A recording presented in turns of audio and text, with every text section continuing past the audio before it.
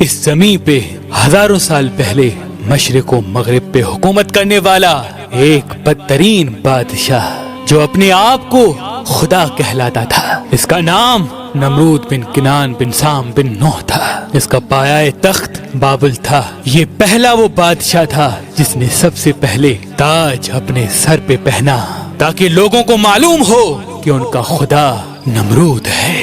ایک رات اس خدا کہلانے والے بادشاہ نے خواب دیکھا کہ ایک تارا آسمان میں اس طرح سے چمک رہا ہے کہ اس کے نزدیک سورج اور چاند بجھے ہوئے نظر آ رہے ہیں۔ جیسے ہی وہ بیدار ہوا، اپنے محل کے نجومیوں سے پوچھا تو انہوں نے بتایا، تمہاری سلطنت میں ایک جوان ایسا آئے گا جو تیرا مرتبہ دبدبا ختم کر دے گا اور اس تیری حکومت کو نیست و نابود کر دے گا۔ بس نمرود نے ہزاروں بچوں کو مروا دیا اور اس حکم کو نافذ کیا کہ مرد عورتوں سے دور رہیں، لیکن اللہ جو چاہے وہ ہو کے رہتا ہے۔ اللہ نے اپنی رحمت کے خزانے میں سے اپنی خلیل کا ظہور کر دیا۔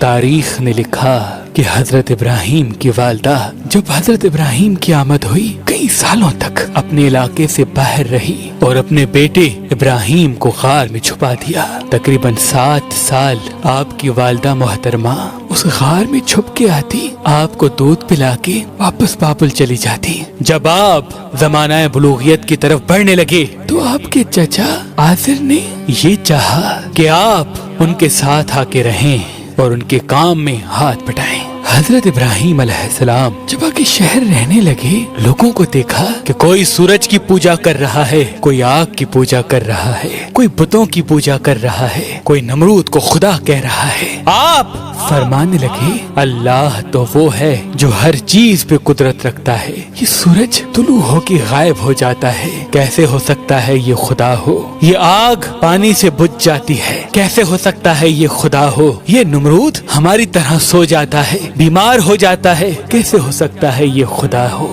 یہ بت جن کو ہم نے ہی اپنے ہاتھوں سے بنایا، کیسے ہو سکتا ہے یہ خدا ہو؟ ایک مرتبہ جب سب لوگ میلے پہ گئے تو ابراہیم علیہ السلام نے اپنی کلہاڑی سے تمام بتوں کو توڑ دیا اور کلہاڑی کو بڑے بت کے کندھے پہ رکھ دیا۔ لوگ جب واپس آئے دیکھا کہ سارے بت ٹوٹے ہوئے ہیں۔ سب نے یہ مان لیا کہ یہ کام ابراہیم علیہ السلام کا ہے۔ ابراہیم علیہ السلام کہنے لگے، دیکھو پوچھو کہ اس بڑے بت نے شاید توڑا ہو۔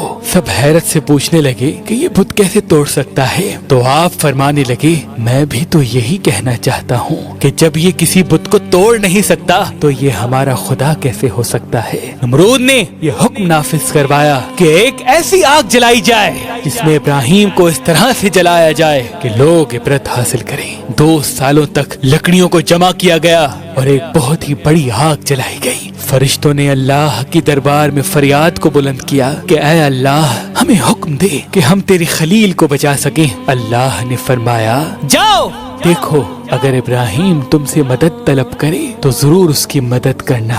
ہر ایک فرشتہ ابراہیم کے پاس آ کے کہنے لگا، اے اللہ کے نبی، اے اللہ کے خلیل، حکم فرمائیں، ہم آپ کی مدد کریں۔ ابراہیم نے فرمایا، میرا دوست میری مدد کرے گا، میرا اللہ خود میری حفاظت کرے گا۔ بس جیسے ہی نمرود نے منجنی میں ڈال کے اللہ کے نبی کو آگ میں ڈالا تو وہ آگ گلزار بن گئی۔ اللہ کے نبی مطمئن ہو کے پرسکون ہو کے اللہ کا شکر کر رہے ہیں اور فوج نمرود حیرت زدہ ہو کے نمرود سے پوچھ رہی ہے کہ ہمارے خداؤں سے تو زیادہ ابراہیم کا خدا طاقتور ہے، اس نے ہماری آگ کو گلزار بنا دیا۔ نمرود نے کہا، اچھا؟ ابراہیم علیہ السلام کو بلا کے نمرود کہنے لگا کہ جاؤ اپنے خدا کو کہہ دو کہ کل وہ اپنی فوج تیار کرے اور میں بھی اپنی فوج تیار کرتا ہوں، کل مقابلہ روبرو ہوگا۔ نمرود نے جو مشرق و مغرب پہ حکومت کرتا تھا، اس وقت زمین کا سب سے بڑا بادشاہ تھا، اپنی فوج کو تیار کیا اور ایک بڑی عمارت پہ کھڑے ہو کے کہنے لگا،